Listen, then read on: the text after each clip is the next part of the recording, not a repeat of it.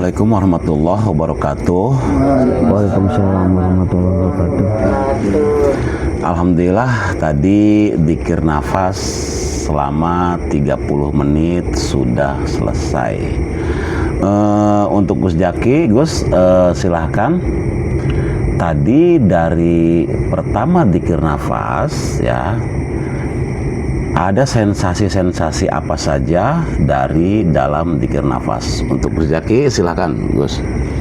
Bismillahirrahmanirrahim. Assalamualaikum warahmatullahi wabarakatuh. Waalaikumsalam warahmatullahi wabarakatuh.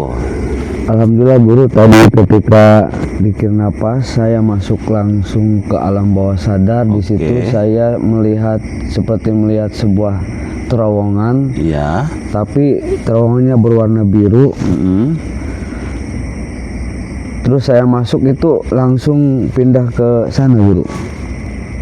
Langsung pindah ke alam yang lain. Iya. Biasanya panjang, sekarang langsung masuk itu guru. Iya, oke. Ketika saya masuk di situ langsung saya melihat sebuah tangga dari bawah sampai ke atas tuh. Tangga. Tapi saya nggak melewati tangga, saya melayang terbang ke atas sampai ke awan-awan gitu. Di situ saya bertemu dengan Dewi Kuan. Bertemu dengan Dewi Kuan. Ketika bertemu dengan beliau sedang duduk di ini nggak, di teratai nggak? Nggak, beliau sedang duduk begini sambil meditasi. Perasaan ketika bertemu beliau itu bahagia banget guru. Kamunya kayak bahagia banget. Oke, itu kan sumber energi cinta kasih ya. Kemudian ada nasihat yang beliau sampaikan kepada saya. Ketika matamu memandang sebuah keindahan, maka bisa jadi mata batinmu memandangnya bukan sebuah keindahan. Oke, satu aja dulu, nanti itu diurai ya. Nih, umpama Kang Oka berpikir, wah, saya pengen kaya, ya kan? Itu satu keindahan menurut Kang Oka, ya. Tapi menurut hati itu bukan keindahan. Karena apa? Kalau diberi kekayaan, Kang Oka ini belum kokoh, gitu. Ya, itu menurut hatinya bukan keindahan, karena belum kokoh. Sudah oke. Kemudian begitu juga ketika mata dohirmu melihat bukan sebuah keindahan. Nah, mata dohirmu melihat bukan sebuah keindahan. Oke, Gus, di bawahnya. Bisa jadi mata batinmu itu bisa melihat itu adalah sebuah keindahan. Oh, itu tuh Gus ya. Umpamanya bukan keindahan, artinya sesuatu yang tidak kita inginkan, gitu. Kang Oka nyawa. Gabu-gabe pari. Umpama gabu-gabe. Kang Oka kira-kira nangis beli ning guyonane ka? Modal, inget modal ya. Padahal ya ning ati ki lamun jasa umpamane sawahe ki dipanene bagus, rabie ka wis janjian karo selingkuhane ki arepan kawin mah. Nah, artinya seperti itu gitu. Maksudnya maksudnya gini, yang kamu indah itu belum tentu menurut hati kamu indah. Yang kamu pandang bukan satu keindahan, atau yang kamu lihat ya yang tidak kamu inginkan, itu belum tentu menurut yang di dalamnya, yang di hatinya ini baik, terbaik gitu. Seperti tadi, kalau panennya bagus semua, ini istrinya sudah janjian mau selingkuh gitu. Karena melihat apa? Ada laki-laki lebih, ya menurutnya lebih sempurna gitu. Hitungannya kak awit nyedang panen pun panen gabung. Oke, lanjut. Kemudian ketika kamu masuk wilayah itu, maka kamu akan menemukan kisah yang berkepanjangan. Artinya kisruh yang berkepanjangan itu ketika kamu masuk ke wilayah apa yang kamu senangi dan apa yang kamu tidak senangi, kamu masuk larut ke sana berlebihan gitu, kisruh gitu. Jadi posisi kita tuh seharusnya kita tuh seperti cahaya matahari. Cahaya matahari itu ketika matahari bercahaya, ya sudah, matahari ini ditugaskan oleh Allah hanya untuk bercahaya. Adapun awan yang di bawah, awan hitam ya yang tidak kita senangi ya, matahari nggak pernah menghujat. Wah, kamu warna hitam, aku terhalang cahayanya, enggak kan? Di warna putih juga, matahari nggak senang. Karena apa? Matahari tugasnya hanya bercahaya. Begitu warna putih datang, wah, kegirangan matahari. Ya enggak. Nah, di kehidupan juga kita sebagai hamba Allah yang baik, ya, dan kita menjadi Tuhan yang menjadi hamba Allah yang baik di alam dunia ini, Kang Oka. Apapun yang disuguhkan oleh tuan rumah, karena kita ini tamu kan, ya diterima aja. Disuguhane maksudnya sega karo gesek jadi pangan, di suguhane sega karo sate iya di Badong. Iya, ketika di aja ndase daging sapi iya di pangan. Nah, tamu yang baik itu seperti itu. Jadi aja bakal sing orang seneng iki majikan kepri. Sumpama sing orang disenangi, wah, joget-joget. Ya, jangan seperti itu. Kita tuh hamba. Kita tuh maksudnya abdun. Abdun tuh hamba ya, pengabdi, karyawan-karyawan Tuhan. Apapun yang disuguhkan oleh Tuhan, kita terima dengan senang hati. Apapun itu. Yang tidak kita senangi itu adalah ujian untuk kita kokoh, ya. Yang kita senangi datang itu, ya, kenikmatan itu ya untuk kita bisa bersabar. Oke, lanjut Gus. Kemudian beliau melanjutkan nasihatnya. Untuk melewati kekisruhan itu, maka masukkan itu ke dalam sebuah nasihat. Oke. Ya iya tadi tuh. Oke. Karena nasihat itu bukan sebuah titik-titik sinar yang terang, tapi itu adalah sebuah cahaya yang terang benderang yang akan menerangi setiap langkahmu menuju sumber cahaya. Artinya yang akan membawamu kepada sumber cahaya. Maksudnya begini, apapun yang terjadi di sekeliling kita, itu sebenarnya Tuhan sedang menegur kita. Ada tetangga umpamanya hamil duluan, perempuan yang hamil duluan gitu sebelum nikah, ya.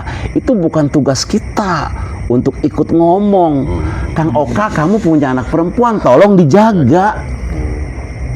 Gitu, nasihat kan?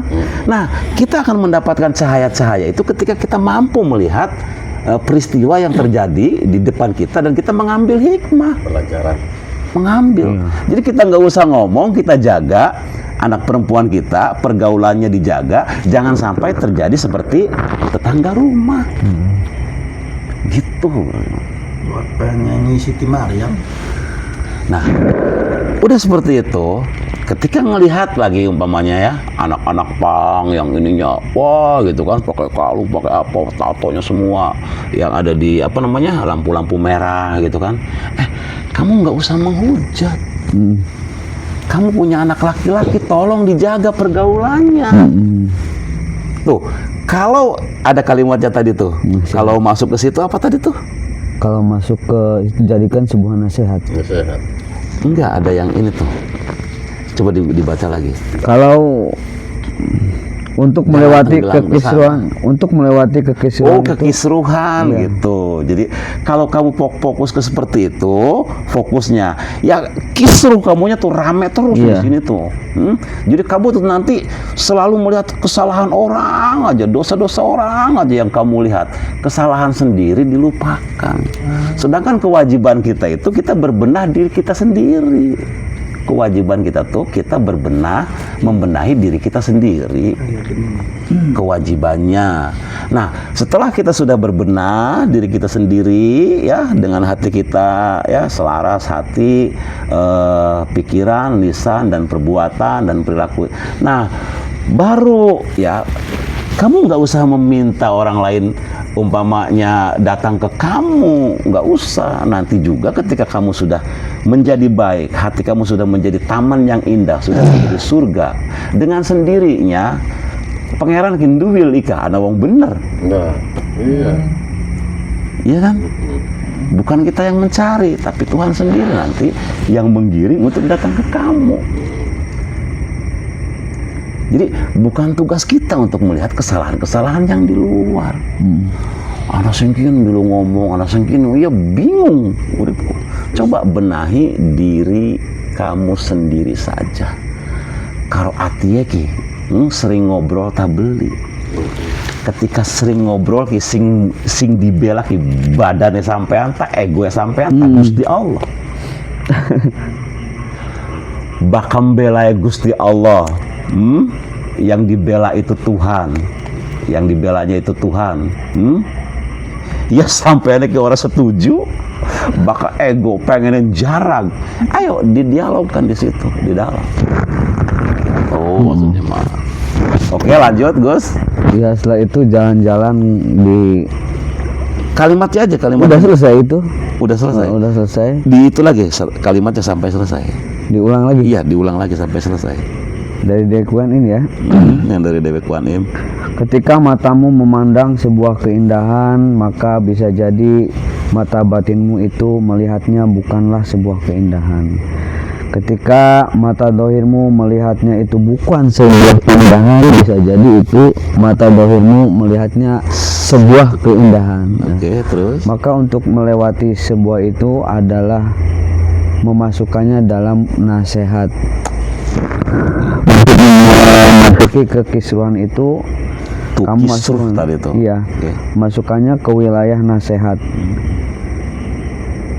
Untuk melewati kekisruhan itu maka masukkan itu sebuah nasihat, karena nasihat itu bukan sebuah titik sinar yang terang, tapi sebuah cahaya yang menerangi setiap langkahmu menuju sumber cahaya.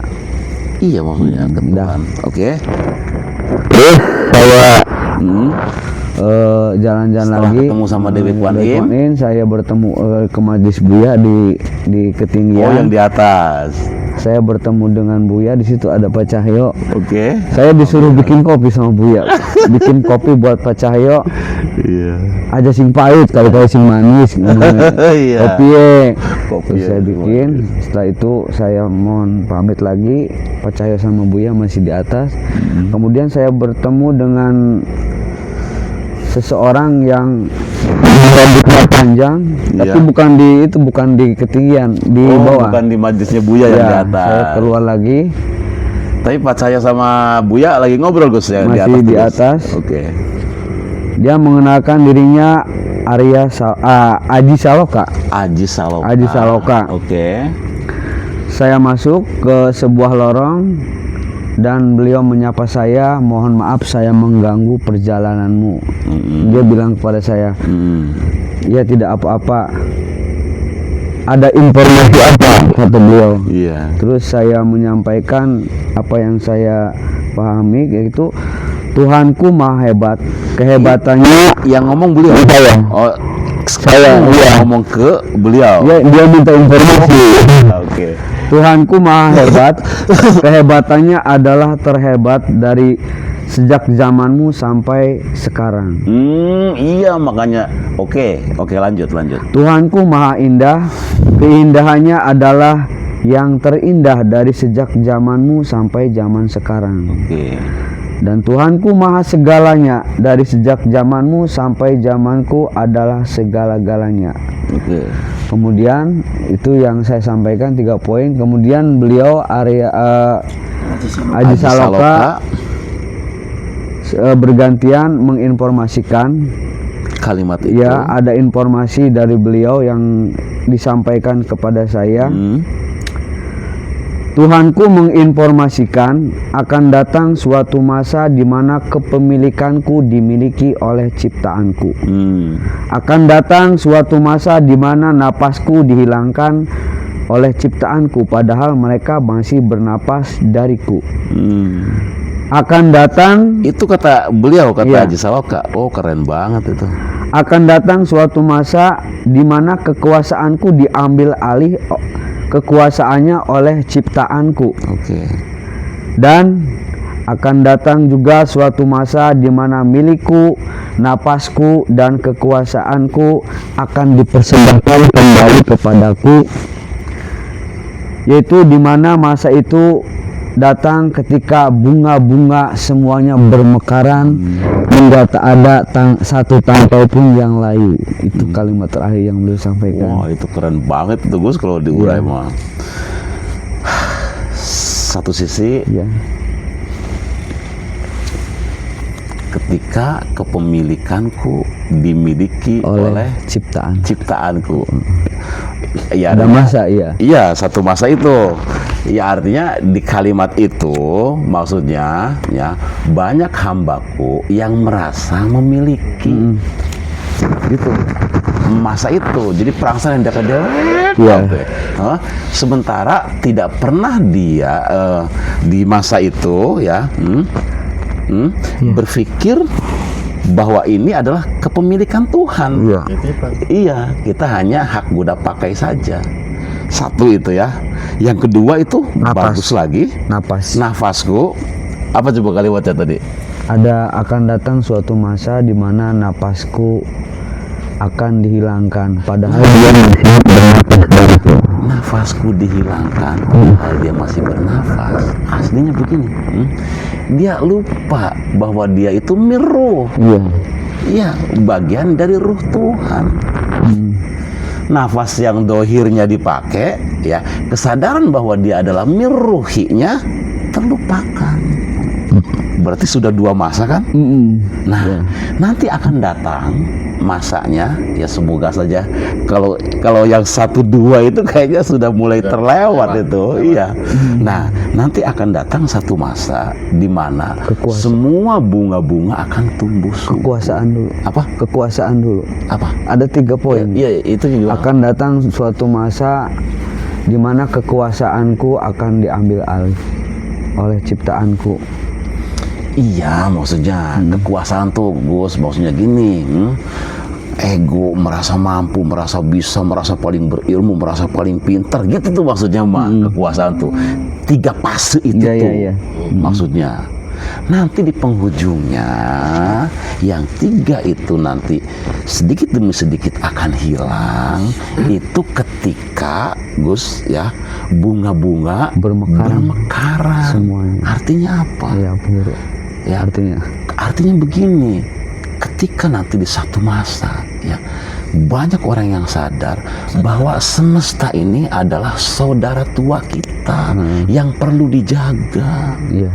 Gitu, kesadaran hubungan baik dengan semesta ini.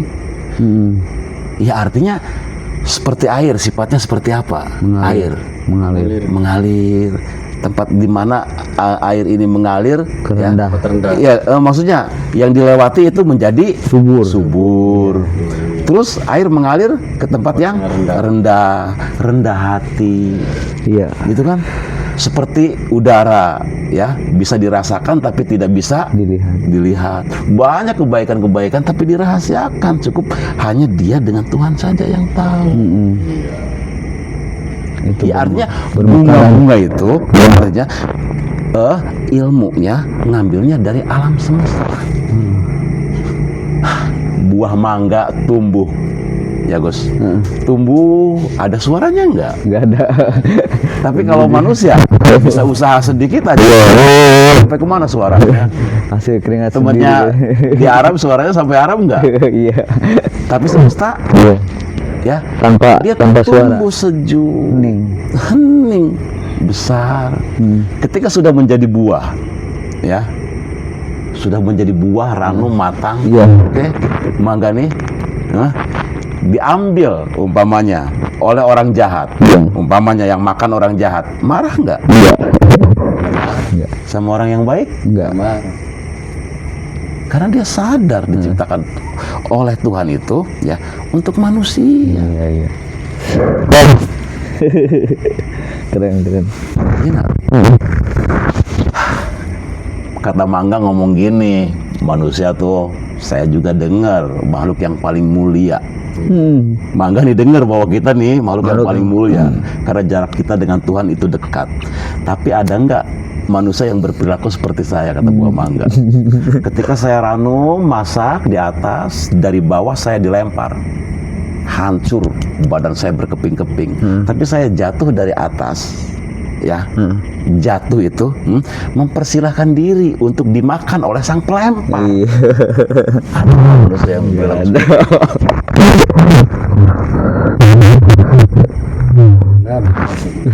dia kan sudah hancur, dia menjatuhkan diri siap untuk dimakan, dinikmati. ya dengan tanpa menyalahkan. Keren kan? Ya artinya ada kan. Nah itu tuh maksudnya bunga-bunga yang tumbuh bermekaran itu nanti kita melihat alam semesta ini. Artinya langit akan terus mengukir keindahan walaupun tidak ada manusia yang melihat. Bikin ini seperti gunung, indah lagi warna ini masuk. Ya kan? Dia tetap melukis keindahan walaupun tidak ada yang melihat. Tapi kita manusia, ya apa-apa aku pengen dibilang kendang.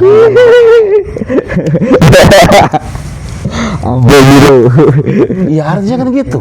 Nggak terfokus kita untuk mempercantik hati ini. Nggak terfokus. Dibatik lah. Orang-orang tersebut tuh belum punya kesadaran ya. Batik. Kalau dari belakang dibaca, kitab. Iya, kitab. Siapa maksudnya kitabnya? Kitab diri ini. Ketika kita paham kitab diri bahwa di zaman kita ini adalah kitab yang tertua yang dituliskan oleh Allah dalam diri kita, ya, dengan batik itu, dengan kitab, kita akan ukir hati kita dengan keindahan. Cinta itu maksudnya mah. Dah, untuk pertemuan kali ini cukup sekian saja ya. Semoga ada manfaatnya. Wabillahi taufik wal hidayah. Wassalamualaikum warahmatullahi wabarakatuh. Waalaikumsalam warahmatullahi wabarakatuh.